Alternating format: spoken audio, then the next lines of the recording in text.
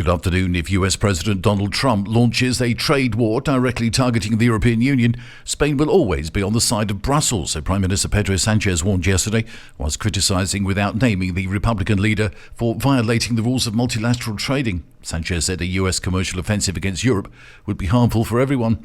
He also criticised the far-right Patriots for Europe party summit held in Madrid last week, which brought together, amongst others, Hungarian Prime Minister Viktor Orban and France's Marine Le Pen.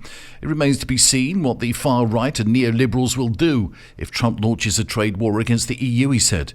Meanwhile, the People's Party, the main opposition force in Parliament, urged the government to step up dialogue with the new Trump administration rather than using hostile language with Washington.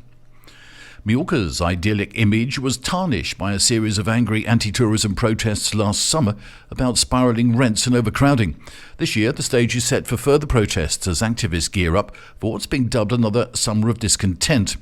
The group Less Tourism, More Life is orchestrating a significant gathering this coming weekend to plot out a strategy ahead of a tourism season predicted to break new records in the Balearic Islands. In a statement, the organisation slated leaders for prioritising profits above the well-being of residents, saying it's clear that policies only favour land liberalisation and business interests. The group condemned prior attempts at promoting sustainable tourism as ineffective. Last year saw tourists descending on Mallorca in unprecedented numbers, topping some 15 million. It's estimated that around 2 million stayed in unregistered accommodation, resulting in lost revenue for the local government and exacerbating the overcrowding issue. An insurer, Mapfre, this morning said its net profit rose around 30% last year, slightly beating forecasts, thanks to its non-life business, despite the cost of weather-linked disasters in both Europe and Brazil.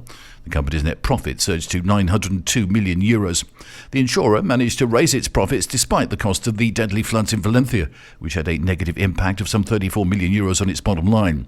Mapfre's Latin American business contributed the most to the group's earnings, with a €408 million net profit, 9.2% more than in 2023. That's the latest from TRE. I'm Bob James.